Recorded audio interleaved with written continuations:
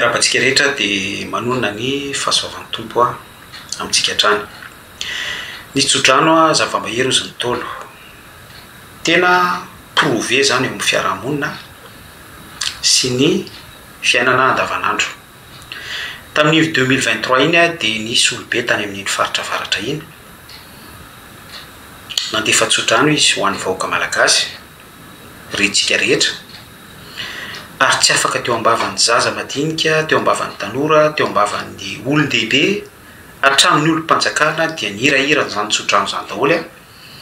Ary tena hoe nanakoako teo amin'ny fiainan'ny Valalabeamandry sy izao taranaka izao ny herin'ilay tsodrano. Nanakoako satria volana vitsivitsy tao aorianan'iny tsodrano iny, 3 mois, 4 mois, 5 mois teo eo dia toy ny nisy hoe bomba nipoaka izany teto Madagasikara, satria lasa faritra mena avokoa, presque lasa rozy avokoa ny commune rehetra nanerana Madagasikara. Rozy tamin'inona, mena tamin'inona, lasa faritra mena tamin'ny tahan'ny VIH sida. Grave tsodrano zava-mahery. Oui, ny tsodrano tena zava-mahery.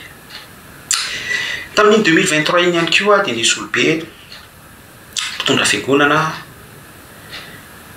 ny papan'ny zareo katolika romanina, izay ny tsodrano andreo LGBT izy. Fa ny tena tiako hisaritana ny saintsika dia hoe mbola tsy nisy akory ilay tsodrano nataon'ny papa dia efa nisy poasy lanjany teo amin'ny fiarahamonina zareo LGBT. Maika zany nisy an'iny tsodrano iny dia misarika ny saintsika sady hoe kisarisary ohatry ny ahoana d'ici peu de temps ny vokatra ho aterak'iny zany amin'izao taranaka izao sy ny fiarahamonina misy. Grave ny tsodrano zava-mahery. Oui, tena zava-mahery ny tsodrano. Manoloana an'izany zavatra rehetrarehetra miserana izany, miserana fa mamela sekelina, mamela olatra amin'izao taranaka izao dia ny baiboly dia nilaza Isaia 7:20, Isaia 48:22 ihany koa ny amin'ny hoe tsy misy fiadanana ho an'ny ratsy fanahy. Ny zavatra apitaiko amintsika dia hoe ao anatin'ireny tsodrano ireny, il suffit fotsiny hoe proclamer ilay tsodrano ka ratsy fanahy ilay olona proclamer an'ilay tsodrano.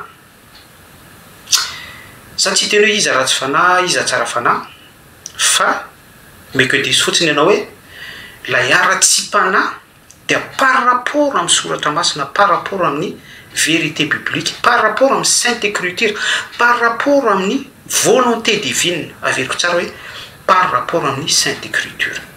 Ka ny olona anankiray zany rehefa mitsodrano izy ka tsy mifanaraka amin'ny soratra masina ilay tsodranony, manohatra ny voalazan'ny baiboly, contre nature izany, manohatra amin'ny sitrapon'Andriamanitra, mifanohatra amin'ny sitrapon'Andriamanitra, dia ratsy fanahy izy zany. Averiko tsara hoe rehefa tsy mifanaraka amin'ny sitrapon'Andriamanitra ilay tsodrano ambaran'ilay olona dia ratsy fanahy izy zany.